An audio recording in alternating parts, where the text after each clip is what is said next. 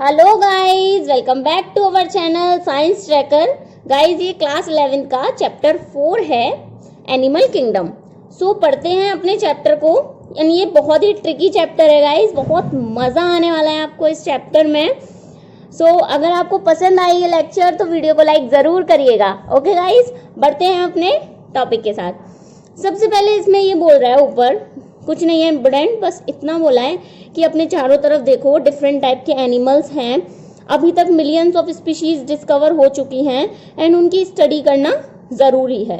Okay, and नई species भी develop होती हैं टाइम टू टाइम, ठीक है, उनकी भी स्टडी होती है।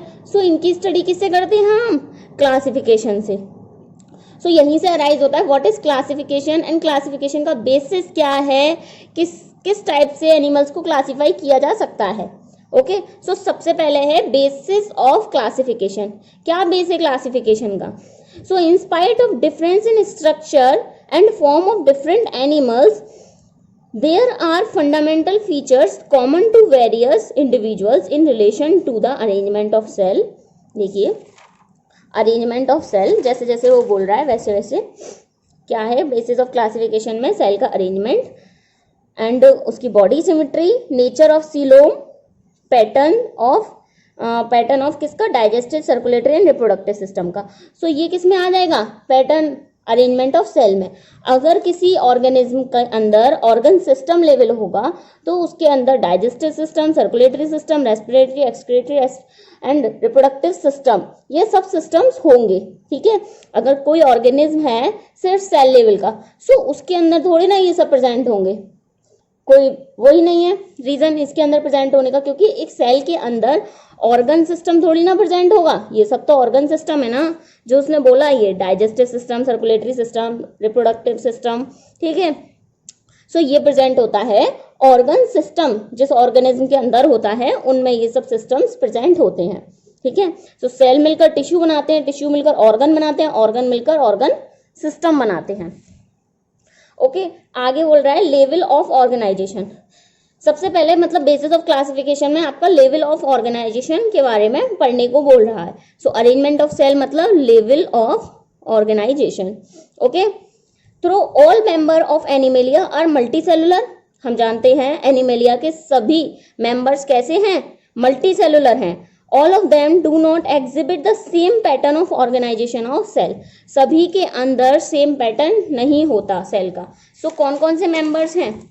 ये रहे मेंबर्स सारे, ठीक है। सभी के अंदर सेम लेवल नहीं होगा सेल के ऑर्गेनाइजेशन का। एग्जाम्पल के तौर पर बोल रहा है, in sponges the cell are arrange as loose cell aggregates. Sponges में जो सेल हैं वो कैसे अरेंज होती हैं? लूजली अरेंज होती हैं। मींस उनके अंदर सेलुलर लेवल ऑफ ऑर्गेनाइजेशन होता है। स्पॉन्जेस कौन है आपका? सबसे पहला फाइलम पॉरीफेरा। सो इनके अंदर बोल रहा है क्या होता है? इनके अंदर सेलुलर लेवल होता है। मींस सिर्फ ये होगा सेलुलर लेवल। ओके, सो ये कोई भी सिस्टम इनके अंदर प्रेजेंट नहीं होगा। सो देखिए, लेवल ऑफ ऑर्गेनाइजेशन में सबसे पहला सेल लेवल किसके अंदर होता है? फर्स्ट। यहाँ पर गाइज मैंने फर्स्ट, सेकंड, थर्ड इस टाइप से अरेंज किया है नाम। आपको याद करना होगा ये फर्स्ट से लेकर 11 तक, पॉलीफेरा, कॉर्डेटा, ये सब आपको याद करना होगा, ठीक है। पॉलीफेरा से लेकर कॉर्डेटा तक।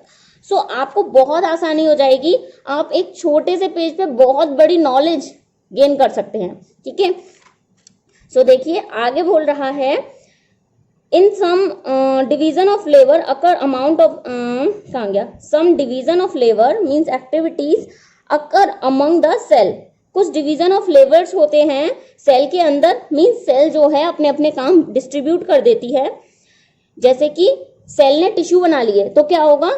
जब सेल ने टिश्यू बना लिए तो ये वाले टिश्यू दूसरा काम करेंगे, इधर वाले टिश्यू दूसरा काम करेंगे। तो इस टाइप से क्या हो जाता है? डिवीजन ऑफ लेबर हो जाता है।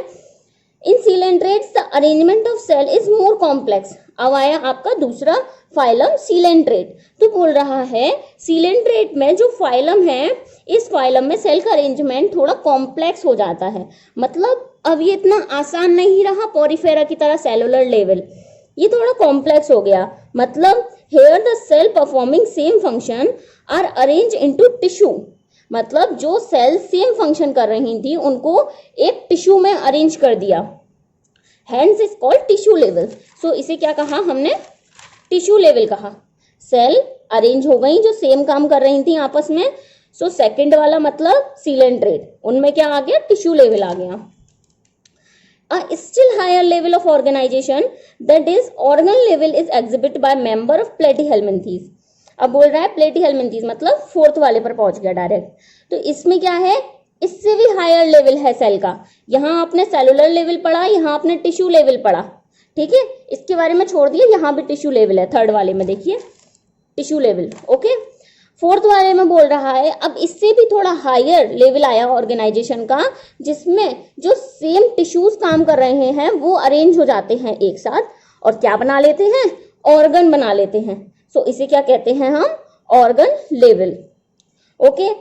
And other high phyla where tissue are grouped together to form organs, each specialised for a particular function. So यहाँ पर यही बोल रहा है, इस फाइला में क्या होता है, जो टिश्यूज हैं एक से काम कर रहे हैं वो ऑर्गन बना लेते हैं।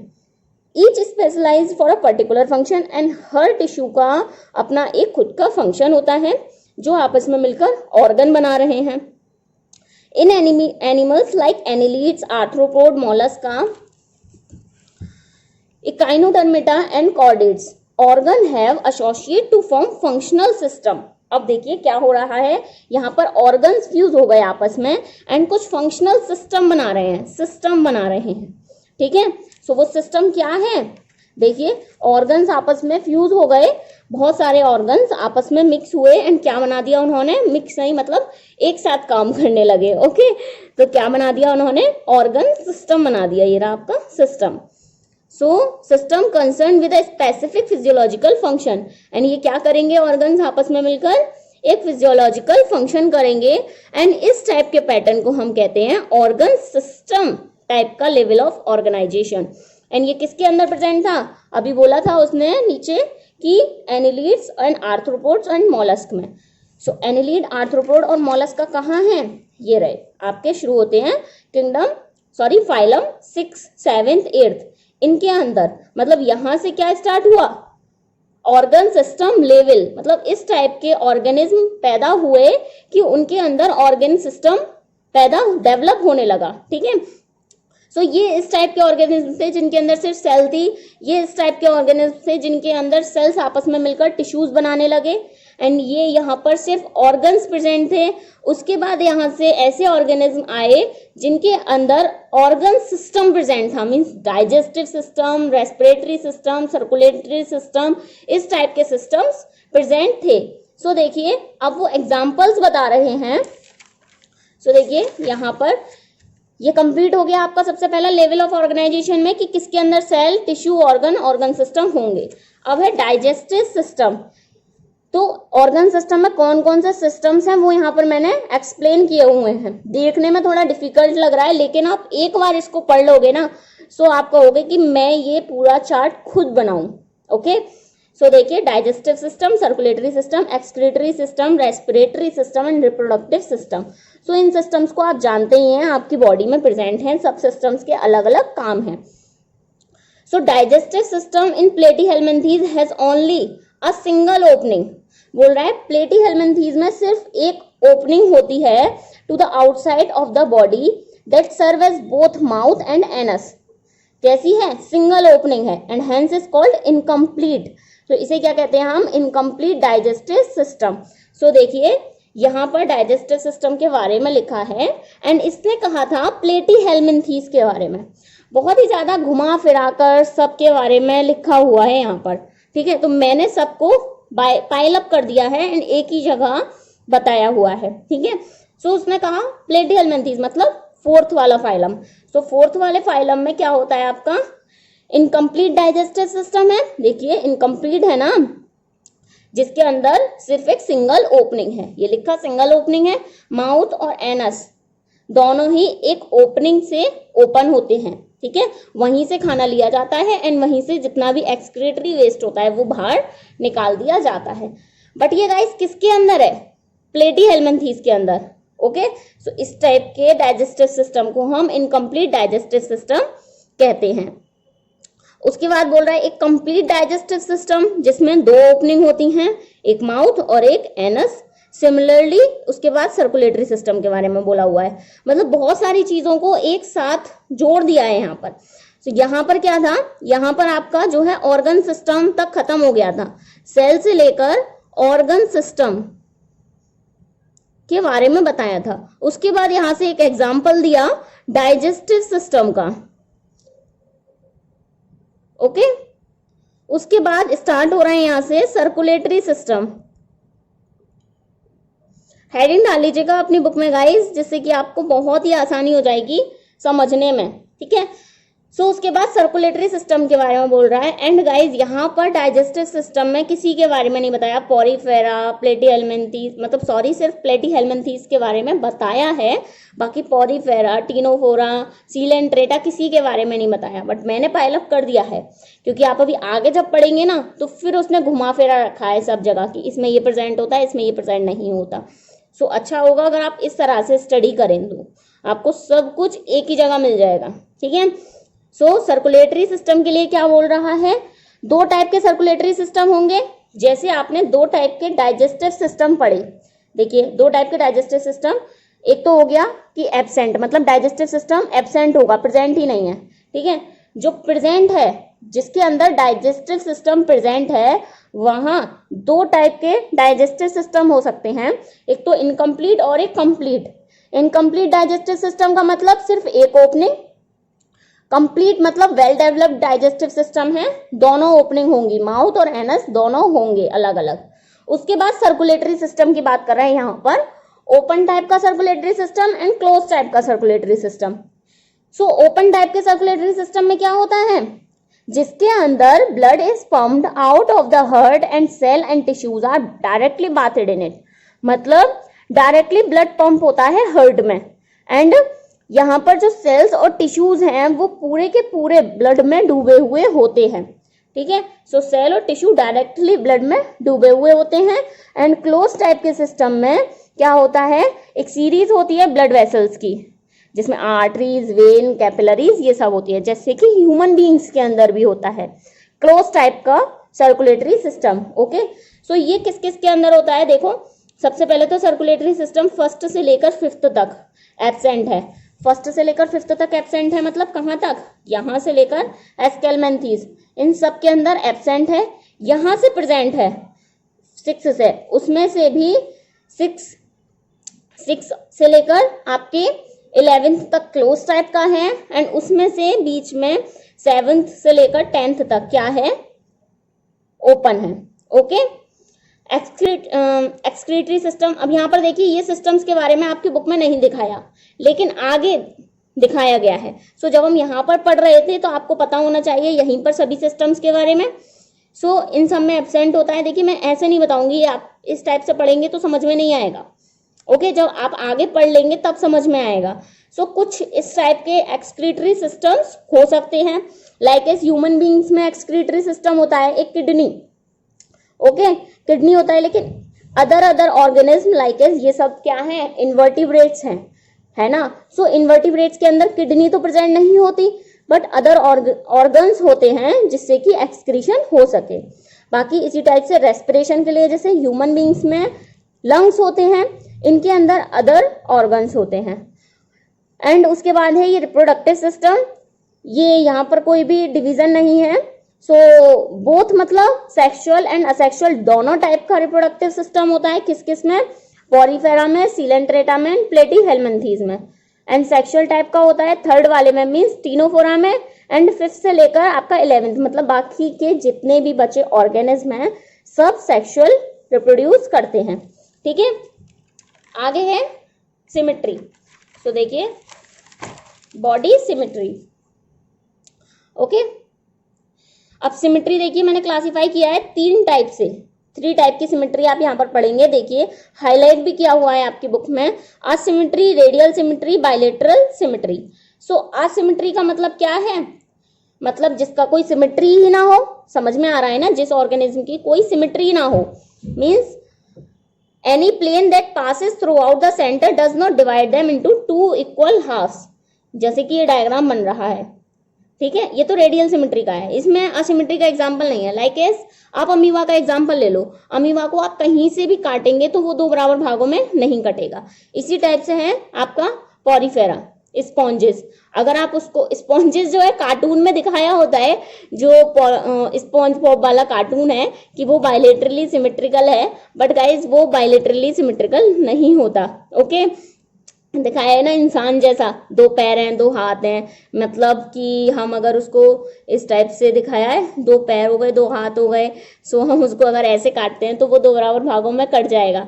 गाइज नहीं, वो दिखाया है इस टाइप से, बट पॉरीफेरा को दो बराबर भागों में आप नहीं काट सकते, असिमेट्रिकल होता है वो। ठीक है, तो देखिए ये रहा पॉरीफेरा, इसको आप यहां से काटेंगे तो क्या होगा, ये दो बराबर भागों में नहीं कटेगा, ये भी नहीं कटेगा, ये भी नहीं कटेगा, सब अलग अलग होते हैं। ठीक है, तो ये दो बराबर भागों में नहीं कटते। रेडियल सिमेट्री मतलब उसको बॉडी के किसी भी प्लेन से आप काटें तो वो दो बराबर भागों में डिवाइड होगा। कैन मतलब ये डिवाइड हो सकता है।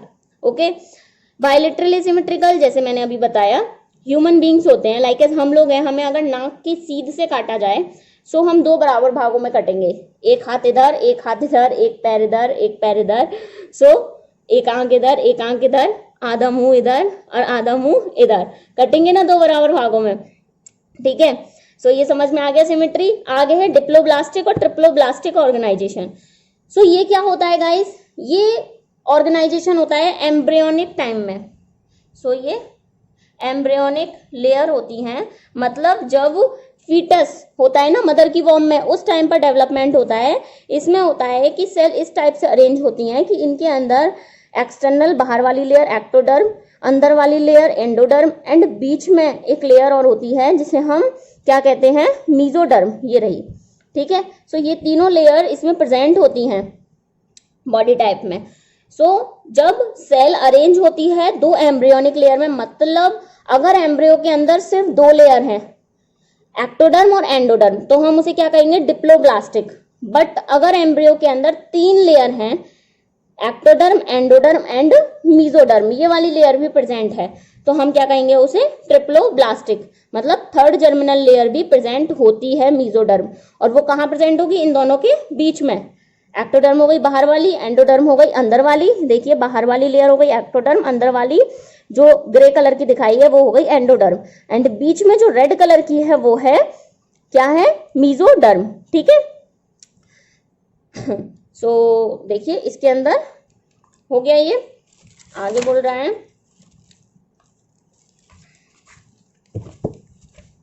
those animal in which the developing embryo has a third germinal layer mesoderm in between ectoderm and endoderm is called triploblastic animal। so ये बता ही दिया, वो एनिमल जिसके अंदर एक्टोडर्म और एंडोडर्म के बीच में मीजोडर्म होगी उसे ट्रिप्लोब्लास्टिक कहेंगे, तीनों लेयर प्रेजेंट हैं। अब है बात आती है सीलोम की। सो प्रेजेंस और absence of cavity between the wall, between body wall and the gut wall is very important classification. Coelom का मतलब होता है कि इसके अंदर क्या प्रेजेंट है, एक कैविटी प्रेजेंट है, तो उसे हम कहते हैं सीलोमेट, एंड जिसके अंदर कैविटी नहीं प्रेजेंट होती उसे हम कहते हैं असीलोमेट, एंड जिसके अंदर कैविटी प्रेजेंट है बट प्रॉपरली प्रेजेंट नहीं है तो उसे हम कहते हैं स्यूडोसीलोमेट, मतलब झूठी कैविटी प्रेजेंट है। सो देखिए the body cavity which is lined by mesoderm is called coelom, animal possessing coelom are called coelomate, मतलब जिसके अंदर, जिस ऑर्गेनिज्म के अंदर मीजोडर्म प्रेजेंट होगी उसे हम क्या कहेंगे, coelomate. Body cavity lined by mesoderm is called coelomate. Mesoderm क्या थी, मीजोडर्म किसके अंदर प्रेजेंट थी, आपके ट्रिप्लोब्लास्टिक ऑर्गेनिज्म के अंदर। सो जो ट्रिप्लोब्लास्टिक होंगे वो ऑर्गेनिज्म कैसे होंगे, सीलोमेट्स भी होंगे। ठीक है, उसके बाद एनिमल possessing, ये हो गया।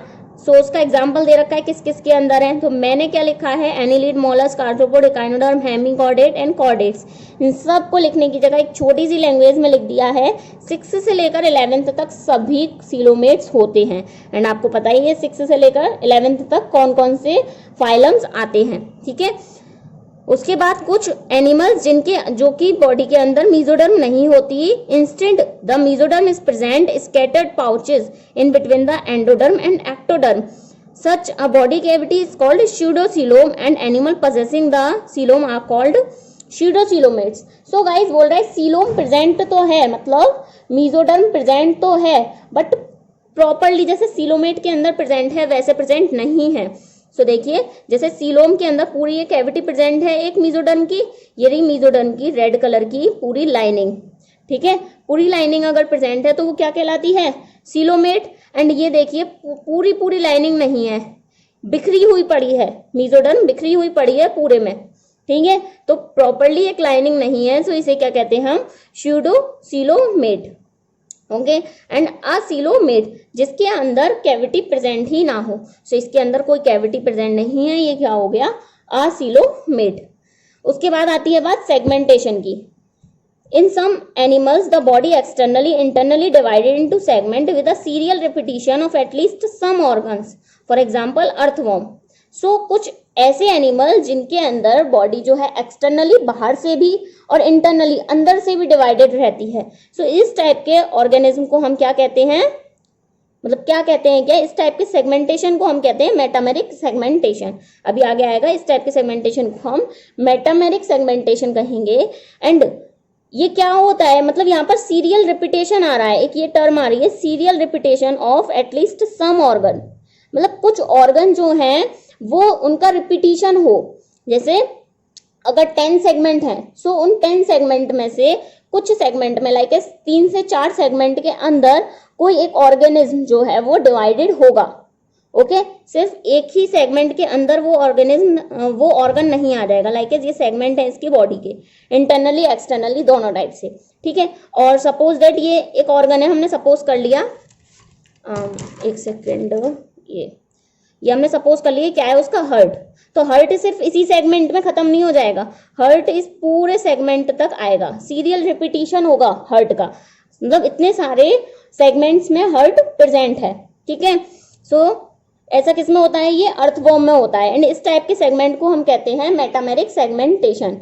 उसके बाद यहाँ पर गाइस कुछ सेगमेंट जो हैं एक्सटर्नली, कुछ ऐसे भी सेगमेंटेशन होते हैं ऑर्गेनिज्म जिनके अंदर जो है अंदर सेगमेंट नहीं होते, मतलब इंटरनल सेगमेंट नहीं होते, बट सिर्फ एक्सटर्नली सेगमेंट्स दिखते हैं। सो वो किसके अंदर होता है, 8th वाले फाइलम के अंदर, सॉरी 7th फाइलम के अंदर। एंड 7th फाइलम किस में आता है, आर्थ्रोपोड में। सो आर्थ्रोपोड में सिर्फ बाहर से हमको सेगमेंट दिखने को मिलते हैं। एंड इंटरनल जैसे कि ह्यूमन बींग्स में 4th वाला, आप सॉरी 4th नहीं है, ये 11th है। ओके, सो 11th वाले में देखिए कॉर्डेट्स में, सो कॉर्डेट्स में एग्जाम्पल ले लिया हमने मैमेलिया का, मैमेलिया में एग्जाम्पल हमने किसका ले लिया, ह्यूमन बींग्स का। सो ह्यूमन बींग्स में इंटरनली सेगमेंट्स होते हैं, कहाँ होते हैं इंटरनली सेगमेंट, लाइक हमारी जो रिब केज है, वर्टिब्रल कॉलम है, सो इन सब में क्या है, ये सेगमेंटेशन है ना। और इन्हीं सेगमेंटेशन के अंदर क्या हो रहा है, हमारे ऑर्गन्स भी रिपीट हो रहे हैं, ठीक है। सो एक ही सेगमेंट के अंदर हमारा पूरा ऑर्गन खत्म नहीं हो जाता।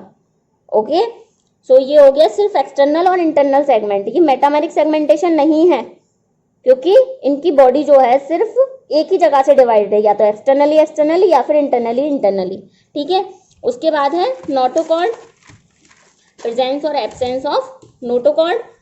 Notochord mesodermally derived rod-like structure formed on the dorsal side during embryonic development in some animals. ये कब बनती है, एम्ब्रियो के डेवलपमेंट के टाइम पर बनती है कुछ एनिमल्स में। एंड मीजोडर्म से ड्राइव्ड स्ट्रक्चर होता है। मीजोडर्म मतलब बताया था यहाँ पर डिप्लोब्लास्टिक ट्रिप्लोब्लास्टिक में जो एक्टोडर्म और एंडोडर्म है, इनके बीच की लेयर क्या कहलाती है, मीजोडर्म लेयर कहलाती है। एंड जिन ऑर्गेनिज्म के अंदर ये नोटोकॉर्ड प्रेजेंट नहीं होगी उसे हम क्या कहेंगे, non chordate, notochord absent. And जिसके अंदर नोटोकॉर्ड प्रेजेंट होगी उसे हम क्या कहेंगे, कॉर्डेट्स। सो हम ये जो इतनी देर से बहुत सारे ऑर्गेनिज्म हम पढ़ के आ रहे थे गाइस, एक बार में देख लीजिए, यहाँ से लेकर आपके फर्स्ट से लेकर जो 10th तक हैं सभी फाइलम में नोटोकॉर्ड एब्सेंट है। एंड ये जो 11th वाला फाइलम है कॉर्डेट्स, इसमें नोटोकॉर्ड प्रेजेंट होती है, ठीक है। सो नोटोकॉर्ड एब्सेंट, नोटोकॉर्ड प्रेजेंट, देखिए 11th में प्रेजेंट है, बाकी सब में एब्सेंट है। उसके बाद यहाँ पर गाइस आपका डायरेक्ट क्लासिफिकेशन दिया हुआ है एनिमल्स का। सो मैंने डायरेक्ट क्लासिफिकेशन अभी नहीं किया है, अभी मैंने ऑर्गेनिज्म को और डिवाइड किया है उनकी सेक्सुअलिटी के टर्म पर। सो कौन सा ऑर्गेनिज्म बाइसेक्सुअल है, कौन सा ऑर्गेनिज्म यूनिसेक्सुअल है, ये आप जानते हैं। बाइसेक्सुअल मतलब अगर एक ही ऑर्गेनिज्म के अंदर मेल और फीमेल दोनों प्रेजेंट हैं, तो वो हो गया बाइसेक्सुअल। एंड दोनों ही अलग अलग हो, मेल अलग फीमेल अलग, वो हो गया यूनिसेक्सुअल। सो आप पढ़ेंगे कि ये तो रिप्रेजेंटेशन है कि हम कैसे रिप्रेजेंट कर सकते हैं मेल और फीमेल को, ठीक है। फर्स्ट से लेकर जो 4th 6th तक है वो सभी बाइसेक्सुअल होते हैं, एक्सेप्ट 5th वाला बाइसेक्सुअल नहीं होता। 5th से लेकर 10th तक सभी कैसे होते हैं, यूनिसेक्सुअल होते हैं, ठीक है। उसके बाद ये डेवलपमेंट के बेसिस पर मैंने और डिवाइड किया है गाइस। ये मैंने अलग से इसलिए लिख दिया है क्योंकि आप आगे जब पढ़ेंगे ना इन सब फाइलम के बारे में, तो यही 8 9 10 चीजें हैं जो क्लासिफाई की हैं। लाइक इस देखिए, आप इसका एग्जांपल देखिए, फर्स्ट वाले का पॉरीफेरा का क्या क्या बताया है आपका, लेवल ऑफ ऑर्गेनाइजेशन जो आप पढ़ चुके। ये एक चीज एक्स्ट्रा बताइए सिर्फ इनकी रिप्रोडक्शन के टर्म की, ये कैसे कर सकते हैं। उसके बाद सिमेट्री पढ़ लिया आपने, बॉडी टाइप पढ़ लिया, सीलोम, सेगमेंटेशन, ऑटोकॉट, सेक्सिस, डेवलपमेंट सब पढ़ लिया गाइस। इसीलिए मैंने ये सेक्सिस, डेवलपमेंट इनको एक्स्ट्रा लिखा है, बॉडी टाइप को भी एक्स्ट्रा ऐड किया है, जो तीनों चीजें यहाँ पर ऐड नहीं थी, ठीक है। सो देखिए, डेवलपमेंट फर्स्ट से लेकर 10th तक, मतलब आपका ये जो पूरे फाइलम है फर्स्ट से लेकर 10th तक क्या होगा, डेवलपमेंट इनडायरेक्ट। अब इनडायरेक्ट डेवलपमेंट का मतलब क्या है ये पता होना चाहिए आपको। मतलब जो चाइल्डहुड स्टेज है, जो बचपना है किसी ऑर्गेनिज्म का, जो बचपना है उसे क्या कहते हैं हम, लार्वल स्टेज। सो चाइल्डहुड स्टेज को लार्वा कहते हैं, ओके। यहाँ पर आप लार्वा नाम से पढ़ेंगे, चाइल्डहुड नाम से नहीं पढ़ेंगे। सो आप कहेंगे कि हमने तो ये नाम ही नहीं पढ़ा लार्वा का ही, सो बता दिया मैंने आपको लार्वा, ओके। सो लार्वा स्टेज में क्या होता है, ये बिल्कुल डिफरेंट होती है एडल्ट स्टेज से। मतलब बच्चा जो है वो माँ बाप से बिल्कुल अलग दिखता है, ओके, या बिल्कुल अलग फंक्शंस होते हैं। कैसा होगा, बिल्कुल अलग होगा बच्चा अपने माँ बाप से। एंड डायरेक्ट डेवलपमेंट अगर हो, मतलब चाइल्डहुड जो है वो अपने अडल्टहुड स्टेज से मैच करता है। लार्वा बिल्कुल सेम है अपने अडल्ट स्टेज की तरह। सो डेवलपमेंट डायरेक्ट हो गया, डेवलपमेंट में कोई किसी की जरूरत नहीं पड़ी। एंड इनडायरेक्ट में जब डेवलपमेंट इनडायरेक्ट ही होगा ऑब्वियसली जब लार्वा स्टेज डिफरेंट है अडल्ट स्टेज से, ओके। सो ये किसके अंदर हो गया, मैंने आपको दिखाया फर्स्ट से लेकर 10th तक। अब ये क्या धोखाधड़ी है यहाँ पर तो 2nd से लेकर 7th तक दिखा रखा है, मतलब फर्स्ट से लेकर 10th के बीच में तो ये भी आता है, 2nd 3rd 4th 5th 6th 7th ये सब भी आते हैं। सो गाइस यहाँ पर यस मतलब जिसके अंदर 2nd से लेकर 7th तक, मतलब उनके अंदर डायरेक्ट इनडायरेक्ट दोनों टाइप से डेवलपमेंट हो सकता है, ओके। एंड एक्सेप्ट 3rd यहाँ लिख रखा है मैंने, मतलब 3rd के अंदर क्या होगा, सिर्फ इनडायरेक्ट डेवलपमेंट होगा। थोड़ा सा समझने की जरूरत है गाइस, एंड आई होप आपने थोड़ा सा जरूर समझा होगा जो मैंने थोड़ा सा बताया है। सो हम अपनी नेक्स्ट वीडियो में मिलेंगे जिसमें हम सभी फाइलम्स की बात करेंगे, ओके गाइस। सो आप ये वीडियो बहुत इंपॉर्टेंट थी, आई होप आप अगर यहाँ तक आए हैं तो वीडियो को लाइक जरूर करेंगे। मिलेंगे हम अपनी नेक्स्ट वीडियो के साथ गाइस, तब तक के लिए बाय बाय।